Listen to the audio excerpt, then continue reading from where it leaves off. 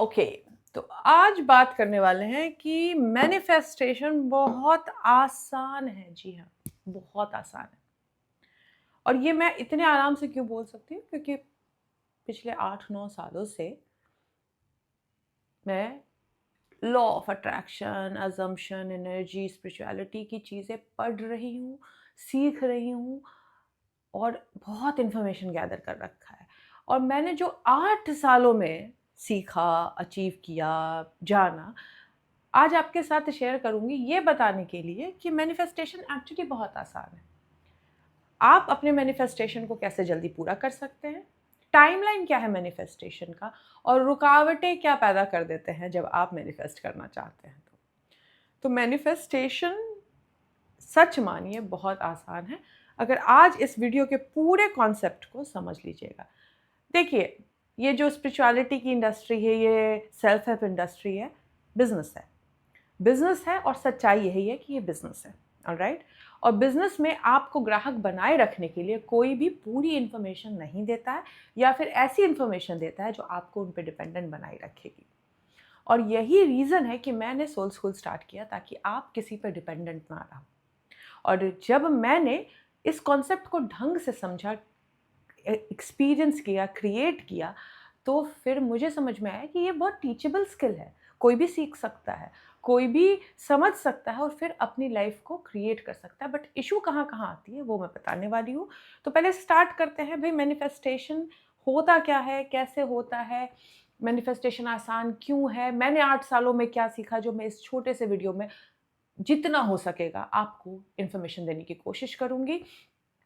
जो आप सुनोगे कहीं ना कहीं सुना सुना ही लगेगा, लेकिन वो काफ़ी होगा आपके लिए इस कॉन्सेप्ट को समझने के लिए, अनॉट करने के लिए।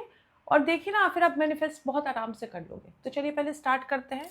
इसको हटाती हूँ भाई, ताकि मैं आपको कॉन्सेप्ट तो समझा पाऊँ कि मैनिफेस्टेशन आखिर क्यों आसान है। यूनिवर्स इज़ योर फ्रेंड, हमेशा याद रखिएगा जो मैंने ऊपर लिख रखा है। Universe is your friend. हम यूनिवर्स को फ्रेंड क्यों नहीं मानते हैं?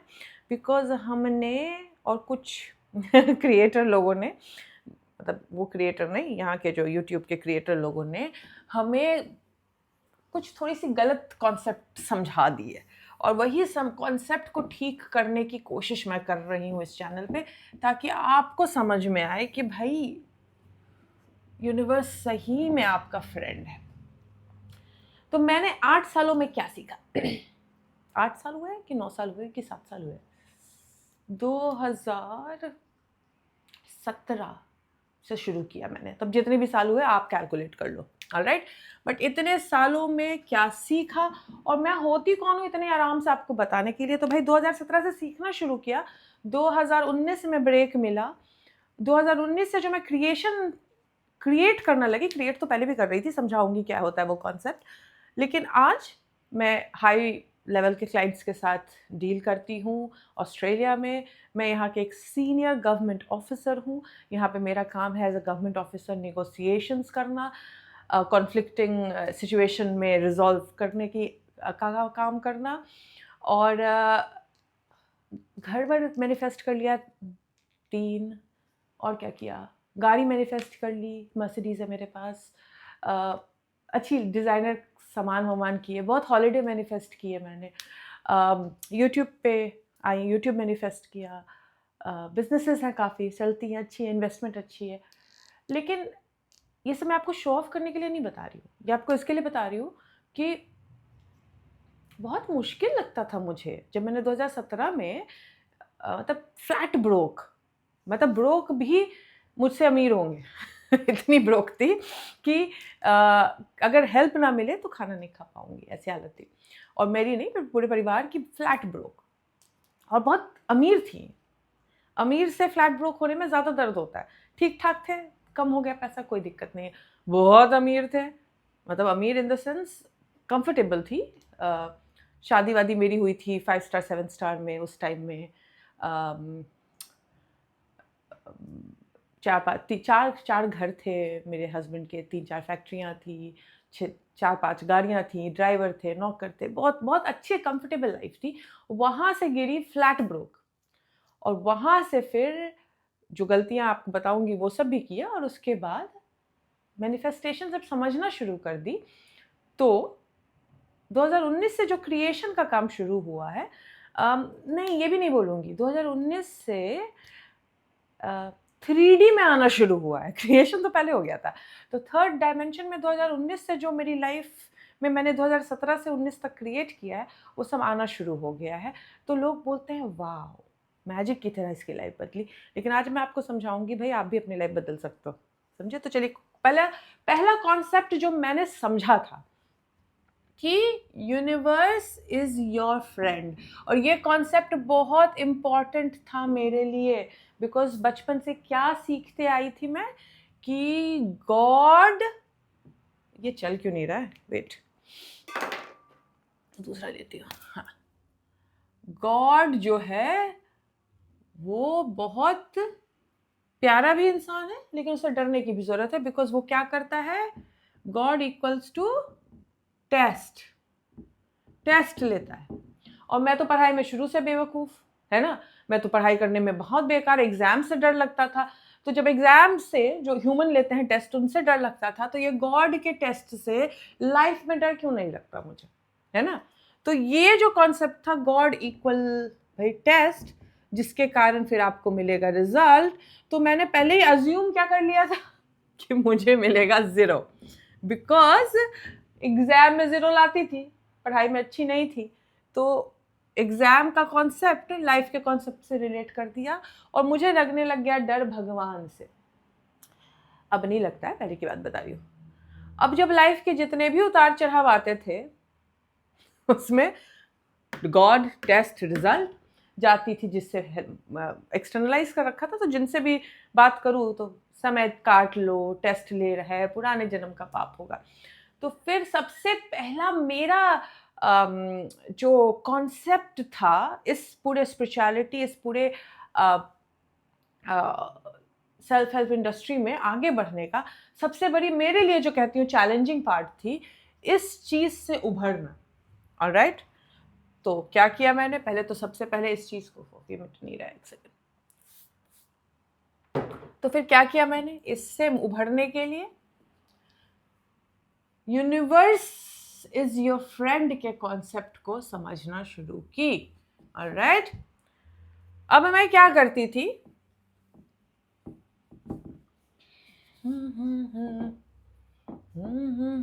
ऑलराइट, अब मैं क्या करती थी वो सुनो आप। यूनिवर्स इज योर फ्रेंड, तो सबसे पहले तो गॉड शब्द को रिप्लेस कर दिया मैंने यूनिवर्स से, डर थोड़ा कम लगने लग गया। बहुत सुपरफिशियल बात लगती होगी भाई, बात तो एक ही है, गॉड कह दो, यूनिवर्स कह दो, जो भी नाम दे दो। तो मैं तो कभी यूनिवर्स बोलती थी या फिर कभी सोर्स बोलती थी। ऑलराइट, सोर्स या यूनिवर्स बोलना शुरू किया। देखो, जब आप बहुत डरे हुए बच्चे हो ना, बहुत डरे हुए हो, बहुत सहमे हुए हो, तो ये छोटे छोटे जो टिप्स होते हैं ना, ये बहुत बड़ा रिजल्ट देके जाते हैं।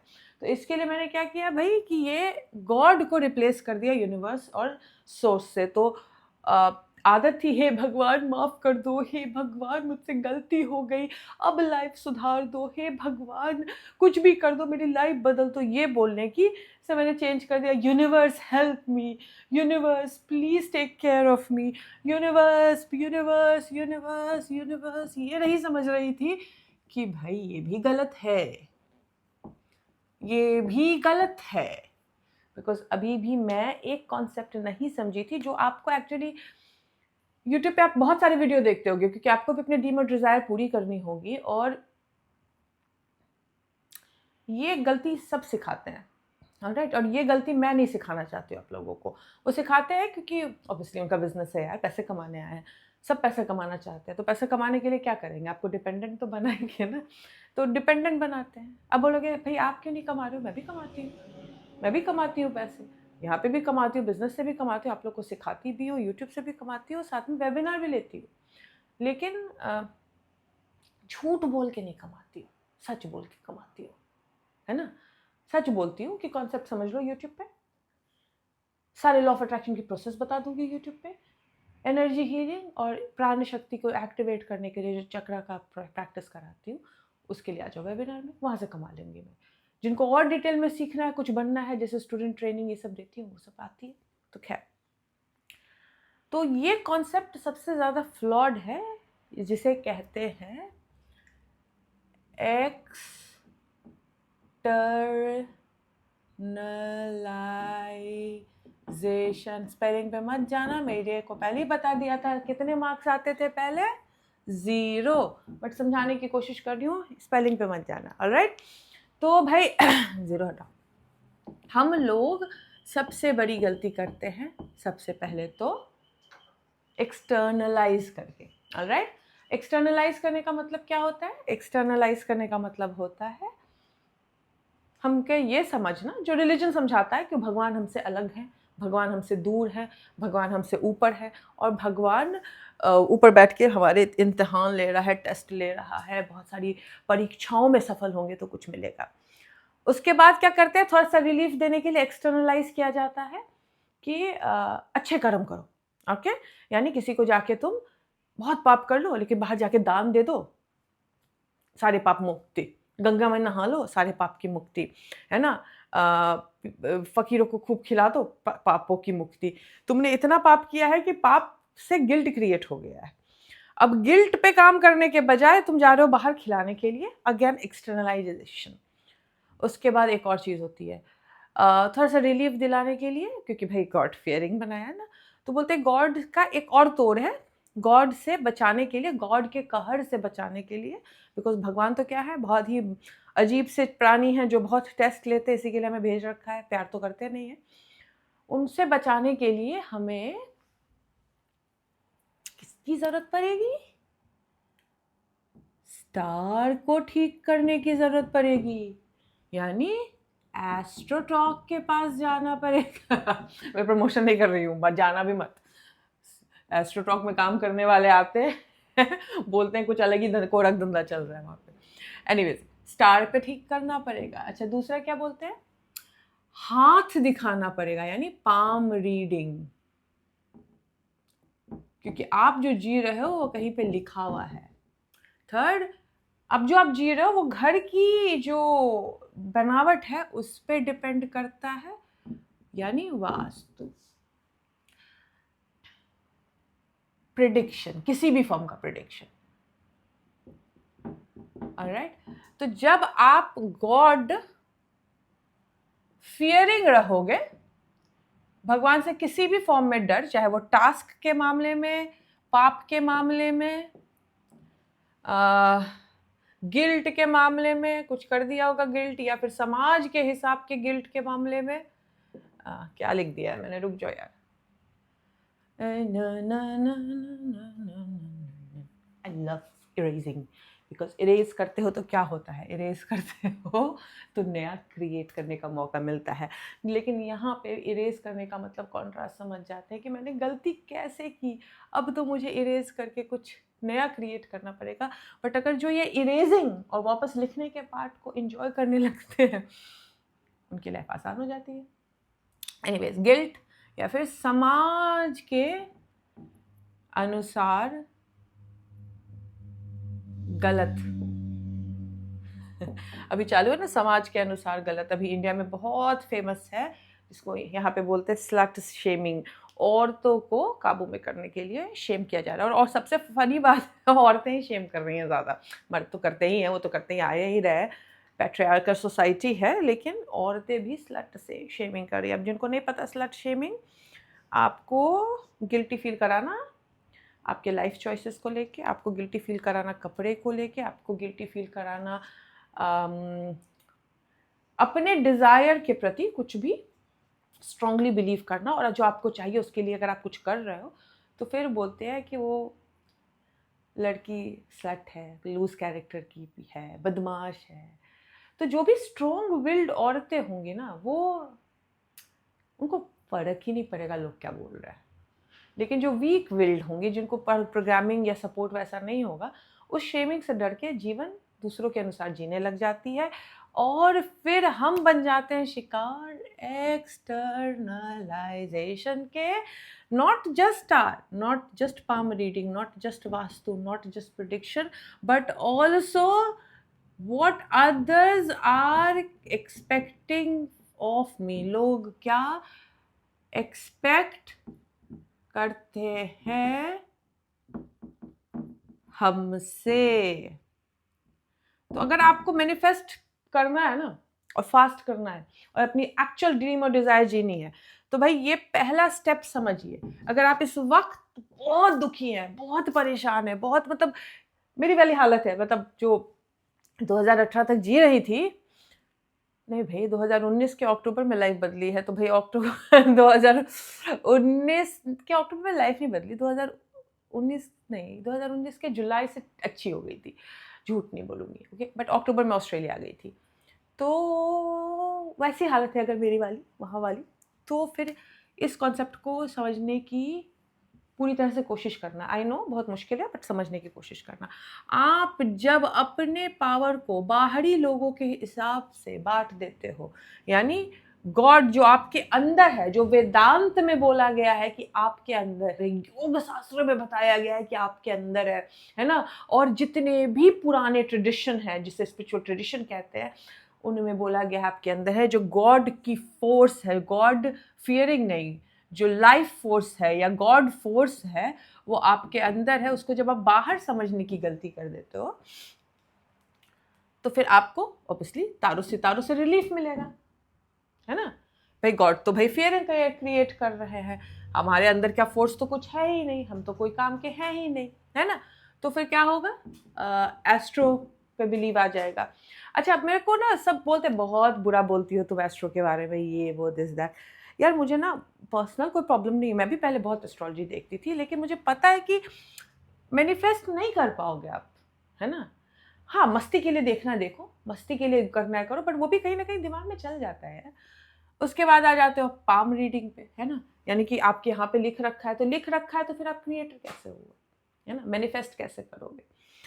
फिर ऑब्वियसली जब आप ब्लेम तो करेगा ना इंसान, दुखी इंसान क्या करता है, ब्लेम करता है। किसी पे तो ब्लेम करोगे, तो भाई घर पे ब्लेम कर दो, सितारों पे ब्लेम कर दो, हाथ की रेखाओं पे ब्लेम कर दो, प्रिडिक्शंस देख लो कि भाई गुरुजी ने बोल दिया तब होना ही है ना बुरा लाइफ में। ये नहीं समझ में आ रहा है कि भाई वो प्रिडिक्ट करके क्या हो रहा है, भाई ये क्यों गिर रहा है बार बार, वो प्रिडिक्ट करके आपसे अपना जेब भर रहा है। एनीवेज, लेकिन सबसे ज़्यादा दिक्कत आती है जब आप जीने के बजाय इस पे ध्यान देते हो। ये सब तो फिर भी उतना परेशान नहीं करेगा आपको, करेगा थोड़ा सा, झूठ नहीं बोलूँगी, लेकिन ये उतना परेशान नहीं करेगा जितना ये परेशानी वाला बात है। तो मैंने क्या किया, मैंने इन सारी चीज़ों पे ध्यान देना बंद किया, यानी एक्सटर्नलाइजेशन बंद कर दी। बंद एक दिन में हो गया नहीं भाई, बहुत टाइम लगा। सबसे पहले खुद को ट्रेन किया, आई डोंट केयर, यस, ये शब्द को अपना हथियार बनाओ। देखो मैं देने वाली हूँ ये शब्द, जब आप अपना हथियार बना लोगे ना, तो लाइफ बहुत अच्छी हो जाएगी। क्या है वो शब्द, वो शब्द क्या है, वो शब्द क्या है, वो शब्द क्या है, वो शब्द है आई डोंट केयर। लोग बोलेंगे नेगेटिव वर्ड क्यों दे रही हो, बट यही नेगेटिव वर्ड ब्रिज बनेगा आपकी लाइफ में चेंजेस लाने के लिए। तो भाई सबसे पहले मैंने क्या किया, universe is your friend concept को समझने की कोशिश की, गॉड को यूनिवर्स के नाम से चेंज कर दिया, सोर्स बोलने लग गई ताकि डर थोड़ा कम हो जाए।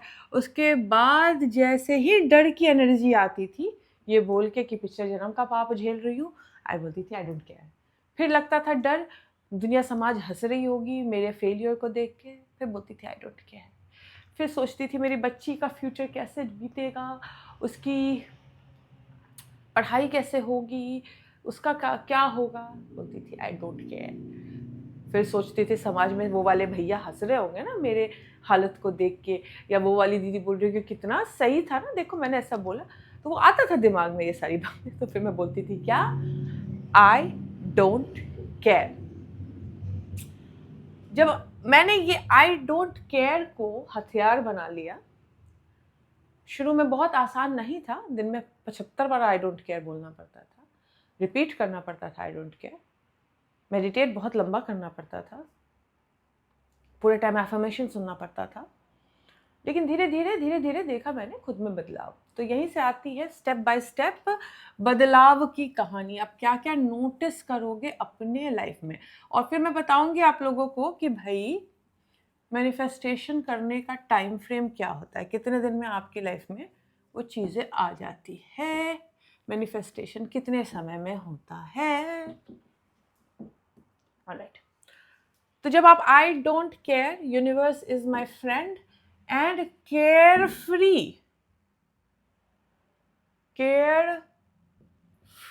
रहने की कोशिश एक आशा, यानी होप। देखो सीरियल्स में भी बताता था, पहले सीरियल तो बहुत बेकार था वो, लेकिन कोशिश एक आशा करके एक शो आता था, उसमें कोशिश एक आशा यानी होप जागने लगती है। केयर फ्री जब रहते हो ना, तो आप एक परफेक्ट चीज क्रिएट करते हो, वो होती है एनर्जी टू क्रिएट। क्योंकि हम क्रिएशन ब्लॉक कैसे करते हैं? इंपॉर्टेंस देके। बहुत इंपॉर्टेंट है, होना ही चाहिए, बहुत जल्दी चाहिए, ये सारी चीजें जब करते हैं तो ब्लॉक एनर्जी आपकी डाउन होने लगेगी। लेकिन जब आप ये करते हो तो आपकी एनर्जी हाई होती है। समझे?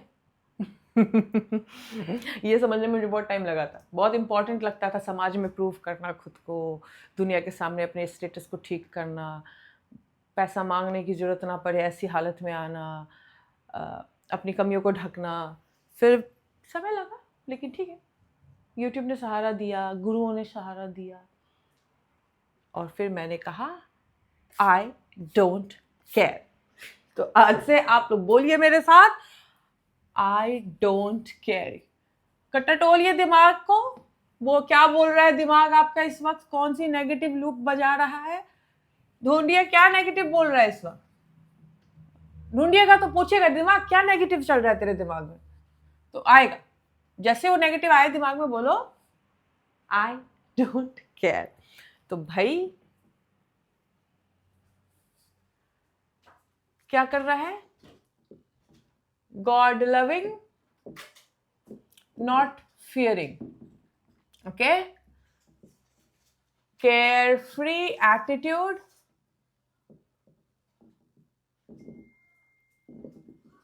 एंड थर्ड आ रही हूं नॉलेज।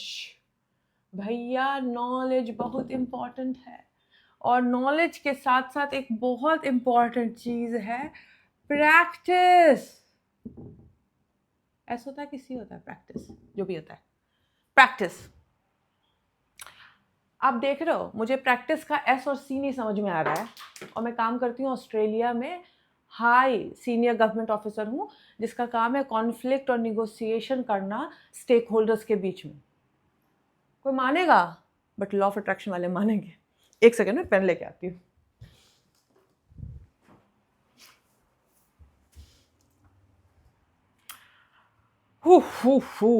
तो आप लोगों को अगर कोई बोलता है कि तुम्हें अंग्रेजी नहीं आती है, तो बोलना भाई जब रेवती ऑस्ट्रेलिया में नौकरी कर सकती है तो मैं भी कर सकती हूँ, ठीक है।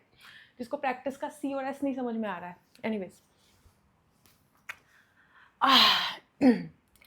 अब ये कॉन्सेप्ट तो आपको समझाना होगा। तो आपको गॉड लविंग करने के लिए क्या होना होगा? गॉड से अगर डर लगता है तो गॉड को बोलना शुरू कर दीजिए आई लव यू। गॉड से डराने वाले लोगों से दूर रहना शुरू कर दीजिए। वैसी चीज़ों को कंज्यूम करना बंद कर दीजिए जो आपको और डराती है, जैसे वास्तु, एस्ट्रोलॉजी, प्रिडिक्शन, भयावह न्यूज़, इसके लिए कुछ मत देखिए। सारे न्यूज़ को देखना बंद कर दीजिए, सारे कुछ को देखना बंद कर दीजिए। अब कुछ लोगों का दिमाग टन-टन कर रहा होगा, अच्छा इग्नोरेंट हो जाऊँ? तो मैं बोलती हूँ ignorance is bliss. Ignorance equals to bliss. Bliss मतलब आनंद। तो आनंद चाहिए तो इग्नोरेंट हो जाइए और सिर्फ बोलिए आई लव माई गॉड। मेरा भगवान मुझसे बहुत प्यार करता है।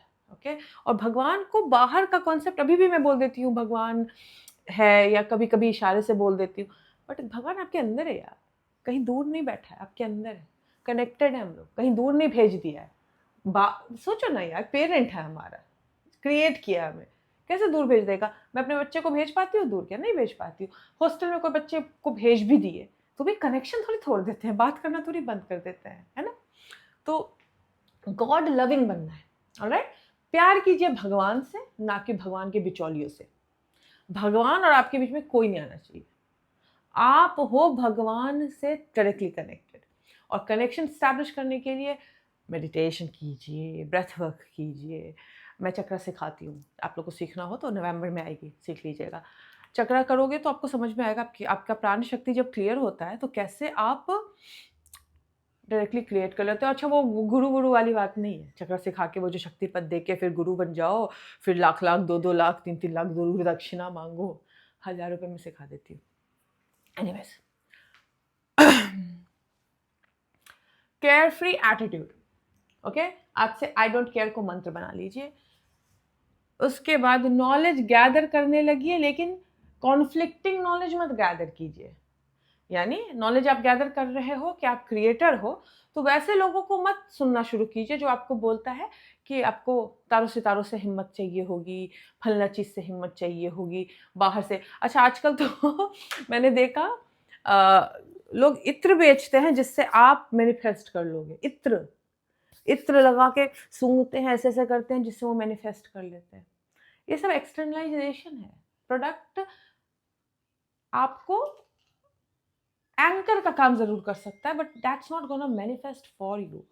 ना रेवती मैनिफेस्ट कर देगी आपके लिए, ना कोई बाहर से आके मैनिफेस्ट करेगा। मैनिफेस्ट तो आप ही को करना है।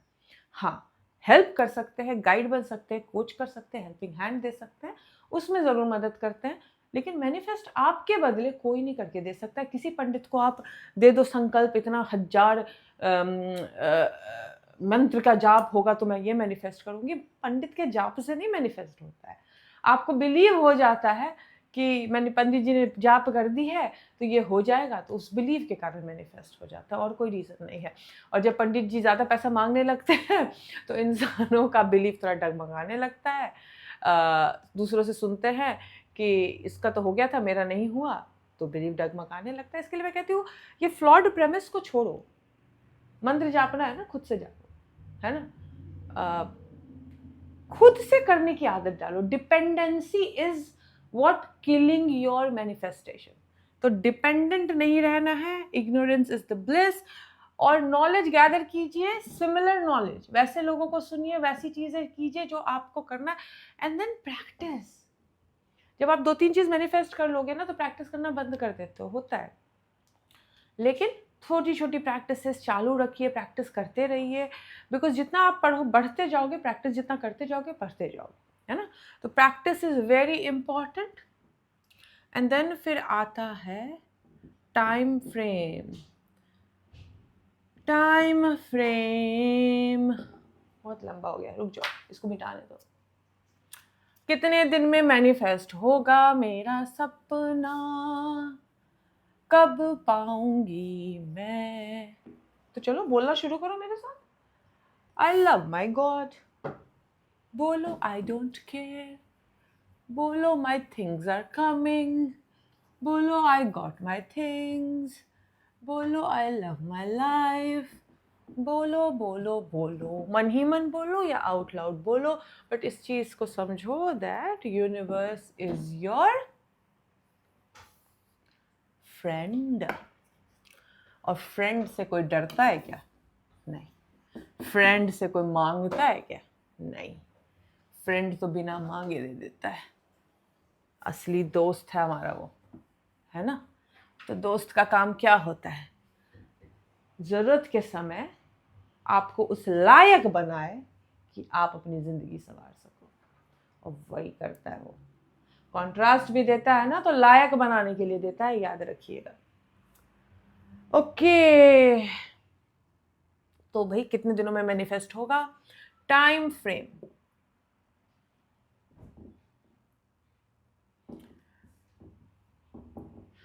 जैसे ही आपके पास एक आइडिया आया,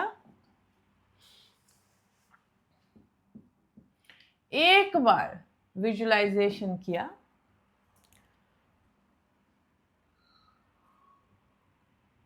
सेकंड्स की फीलिंग क्रिएट की, एनर्जी का मोशन स्टार्ट हो जाता है। ओके, और ये क्रिएट कर देता है आपकी चीज को कहाँ, वॉर्टेक्स में। वॉर्टेक्स क्या है भाई, ये मेरा शब्द नहीं है, ये अब्राहम हिक्स का शब्द है। वॉर्टेक्स मतलब imaginary bank account.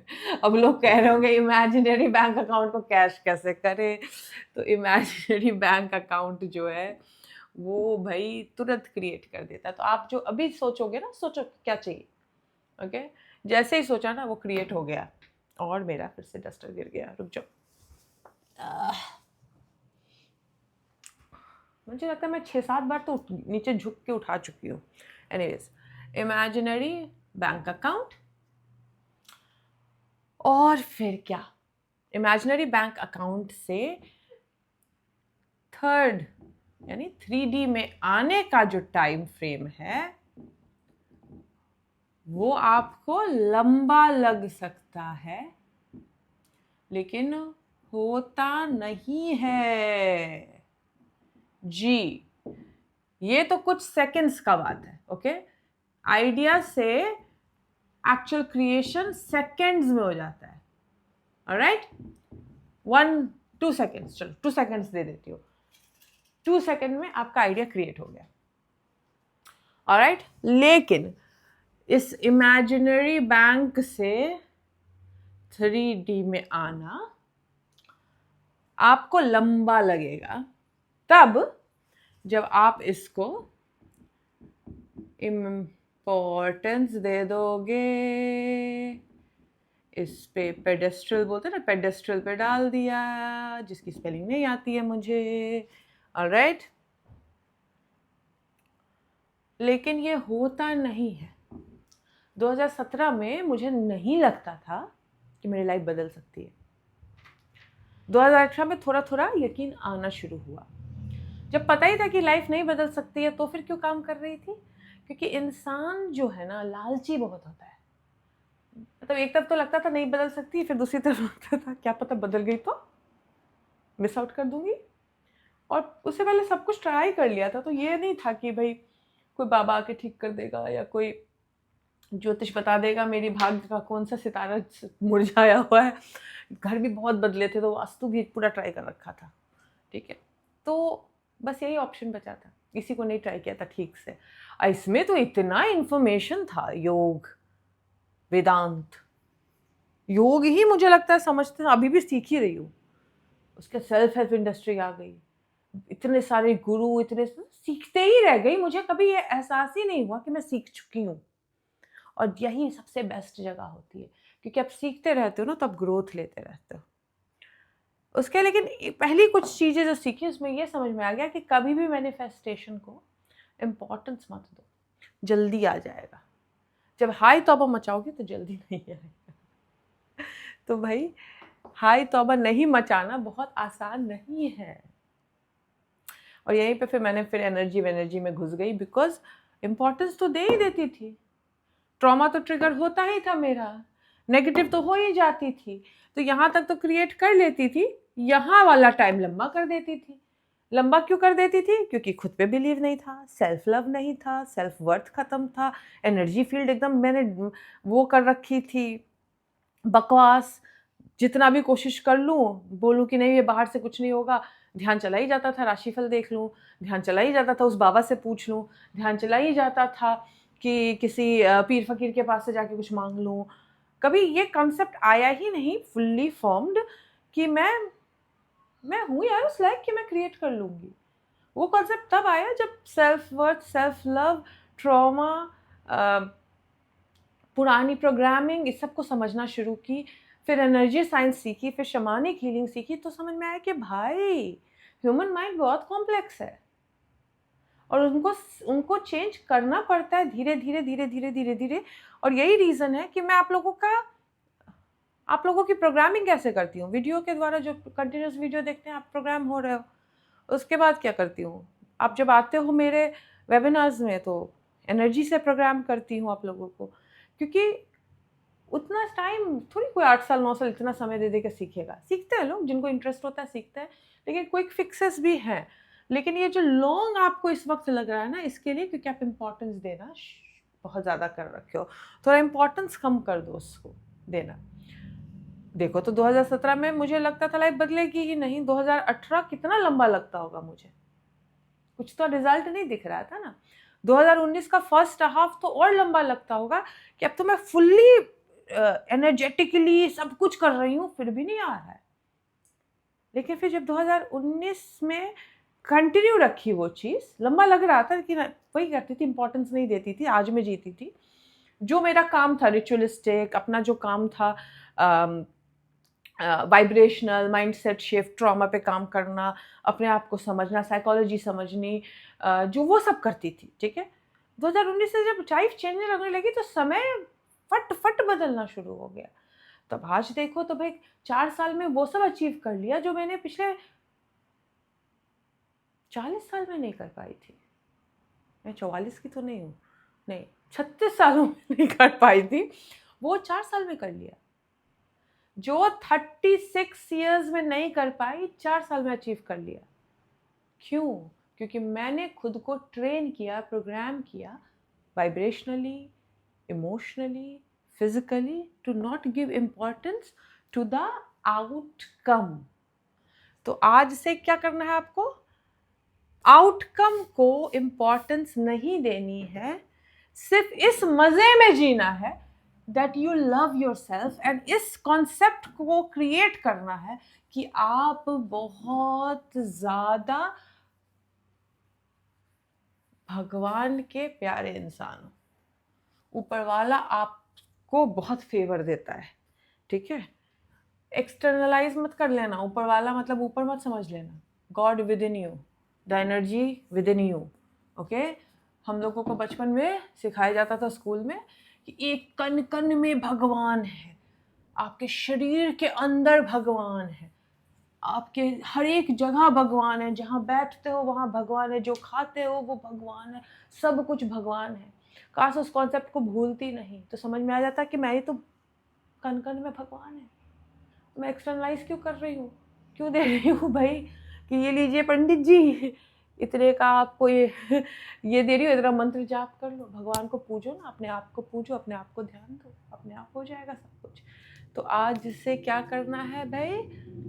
Love your self, work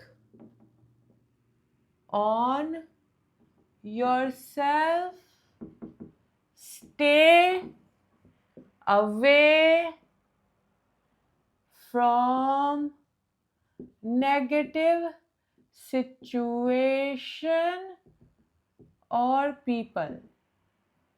शुरू में कॉन्शियसली ये सब काम करनी पड़ती है, बाद में ये आपका डिफॉल्ट बन जाएगा।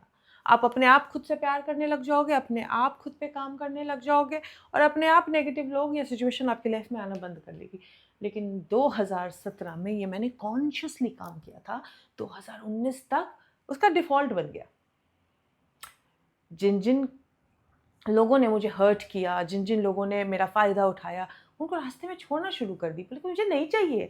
I really don't need toxic people in my life. टूटा टूटा रिश्ता, जिनको रहना था मैं बिना देना, जब मैं देना बंद कर दी, लोग जाना शुरू कर दिए। मैंने कहा आई डोंट केयर। मुझे बिना कुछ दिए अगर आप प्यार दे सकते हो तो रहोगे। I am not going to overcompensate for my existence. तो जो स्टे किए स्टे अभी तक है। जिन्हें जो मतलब के यार थे वो गायब हो गए, जो मतलब के रिश्ते थे वो वैनिश हो गए। कुछ अच्छे भी थे, कुछ बुरे भी थे, कुछ मेरे लायक नहीं थे, कुछ मेरे लायक थे। तो जो लायक थे उनको रखा, जो मेरे लायक नहीं थे उनको ब्लेस करते हुए कहा टाटा बाय बाय, जाओ भाई। तो याद रख लीजिए ये 3 कॉन्सेप्ट, और मेरी गारंटी है आप मैनिफेस्टेशन बहुत आराम से कर लोगे। Manifestation is super easy. सिर्फ कॉन्सेप्ट नहीं समझ में आता है, डिपेंडेंट बनने की एटीट्यूड को नहीं छोड़ पाते हैं, और नॉलेज भी कॉन्ट्रडिक्टरी गैदर कर लेते हैं, जिसके कारण माइंड कंफ्यूज हो जाता है ना। कॉन्ट्रडिक्टरी नॉलेज मत गैदर करो, उसके पीछे की मीनिंग को समझने की कोशिश करो। देखो मैनिफेस्टेशन होना शुरू हो जाएगा। पसंद आया तो मुझे कमेंट में नीचे बताइए ताकि मैं बनाती रहूं। नहीं पसंद आया तो वो भी बता दो यार, फिर नहीं बनाऊंगी ना, इतनी मेहनत नहीं करूंगी, है ना। ओपन ऑनेस्ट, मैं बिल्कुल रॉ हूं इस वक्त आपके सामने। मुझे आप लोगों को उस ऊंचाइयों तक लेके जाना है, उस अनुभव की, नहीं यार अनुभव is not right word, I want you to experience what I am experiencing. Hindi भूल गई हूँ क्या मैं? हिंदी तो अच्छा था मेरा। मैं चाहती हूँ कि आप वो एक्सपीरियंस कर सको, वो अनुभव कर सको जो मैं हर रोज़ अनुभव करती हूँ। और कोशिश करूँगी, आई नो एल्गोरिदम परेशान करेगा आपको, नहीं दिखाएगा, मेरी वीडियो लंबी है ना, लेकिन मैं फिर भी कोशिश में लगी रहूँगी। मिलती हूँ आपसे नेक्स्ट वीडियो में। Till then take care, good bye.